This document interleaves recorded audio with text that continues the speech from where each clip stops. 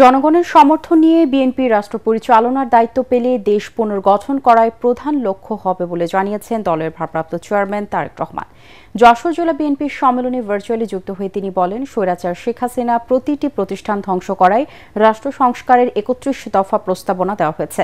বিএনপির নামে নানা অপপ্রচার চলছে সতর্ক করে তারেক রহমান বলেন, দলের নাম ভাঙিয়ে কেউ কোনো ধরনের অন্যায় বা শৃঙ্খলা বিরোধী কাজ করলে কোনো ছাড় দেওয়া হবে না।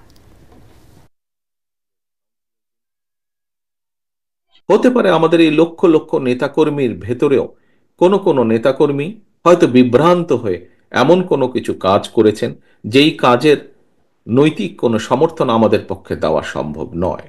এবং যেহেতু আমাদের পক্ষে দেওয়া সম্ভব নয়, সেজন্যই আমরা আমাদের নৈতিক অবস্থান থেকে, দলীয় অবস্থান থেকে আমরা সেই সকল নেতাকর্মীর বিরুদ্ধে ব্যবস্থা গ্রহণ করেছি। একটি রাজনৈতিক দলের পক্ষ থেকে যে ব্যবস্থা গ্রহণ করা সম্ভব, সর্বোচ্চ যে ব্যবস্থা গ্রহণ করা সম্ভব একজন কর্মী বা একজন নেতার বিরুদ্ধে, আমরা সেই ব্যবস্থা গ্রহণ করেছি। কারণ আমাদের রাজনীতির অন্যতম একটি মূল স্লোগান বা মূল লক্ষ্য হচ্ছে জনগণের সম্মতিতে থাকা, অর্থাৎ জনগণের সমর্থন থাকে এমন অবস্থানে থাকা, জনগণের সমর্থন থাকে না এমন কোনো কাজ না করা, এমন কোনো অবস্থানে না থাকা। নতুন বাংলাদেশ গড়তে সবাইকে আরও বেশি দায়িত্বশীল ভূমিকা রাখার আহ্বান জানিয়েছেন বিএনপি মহাসচিব মির্জা ফখরুল ইসলাম আলমগীর। একই সাথে দেশের স্বার্থে প্রবীণদের ত্যাগ ও অবদানের কথা তরুণ প্রজন্মকে মনে রাখার পরামর্শও দেন তিনি। সকালে রাজধানী জাতীয় প্রেস ক্লাবের প্রখ্যাত সাংবাদিক মাহফুজ উল্লাহর মরণোত্তর ২১শে পদক প্রাপ্তি উপলক্ষে আয়োজিত অনুষ্ঠানে এসব কথা বলেন বিএনপি মহাসচিব। এ সময় দেশ গঠনে সবাইকে কার্যকর ভূমিকা রাখার আহ্বান জানান প্রধান উপদেষ্টার প্রেস সচিব। ভিশনের ফুলঝুরি মেগা অফারে ফ্রিজ কিনলেই পাচ্ছেন ১৬ পিসের আকর্ষণীয় গিফট বক্স একদম ফ্রি। উনি সেই সময় যে প্রেডিকশন করেছেন যে উনি আরো স্ট্রঙ্গার হয়ে ফিরে আসবেন খেলাতে, সেটা হয়েছে। মাহফুজুল্লাহ ভাইয়ের সেটা দেখে যেতে পারেন নাই, বাট সেটা কিন্তু হয়েছে। আজকালকার সাংবাদিকেরা অনেকেই, আমি সকলের কথা বলি না, অনেকেই তা তো নিজেদের আখের গোছানোর জন্য আপনার দালালি করে। কথাটা ভালো হলো না, তারপরেও কথাটা বলতে হলো, এবং বাড়ি ঘর প্লট সব জোগাড় করে। মাহফুজুল্লাহ কিছুই ছিল না। মাহফুজুল্লাহ চিকিৎসার জন্য তার পরিবারকে, তার বন্ধুদেরকে অন্যের কাছে হাত পাততে হয়েছে।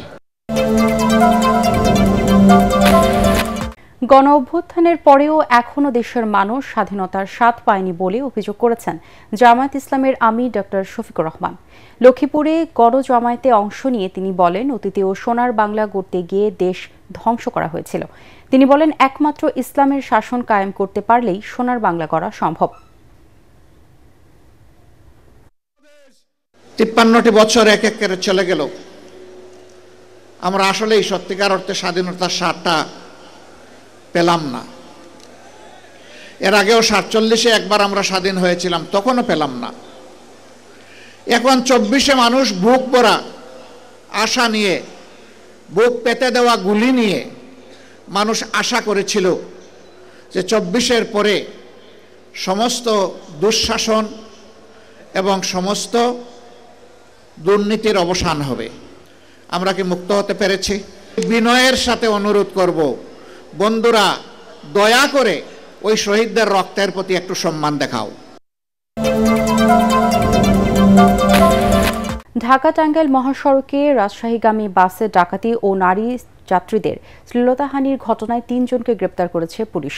শুক্রবার রাতে সাভারের বিভিন্ন স্থানে অভিযান চালিয়ে টাঙ্গাইল জেলা পুলিশ তাদের গ্রেপ্তার করে। এ সময় তাদের কাছ থেকে ৩টি মোবাইল ফোন, একটি ছুরি ও ২৯,০০০ টাকা উদ্ধার করা হয়। গ্রেপ্তারকৃতরা হলেন মানিকগঞ্জের দৌলতপুর উপজেলার লাউতারা গ্রামের শহীদুল ইসলাম ওরফে মহিদুল মুহিত, শরীয়তপুরের জাজিরায় রামকৃষ্ণপুর গ্রামের সবুজ ও ঢাকার সাভারের গেন্ডা এলাকার শরীফুজ্জামান ওরফে শরীফ। এদের মধ্যে শহীদুল ইসলামের বিরুদ্ধে সিরাজগঞ্জের উল্লাপাড়া থানায় একটি ও সাভার মডেল থানায় বাস ডাকাতির মামলা সহ মোট 5টি মামলা রয়েছে। গ্রেপ্তারকৃতরা ঘটনার সাথে জড়িত থাকার বিষয়টি স্বীকার করেছে বলে জানিয়েছে পুলিশ। টাঙ্গাইলের পুলিশ সুপার মিজানুর রহমান সংবাদ সম্মেলনে এসব কথা জানান।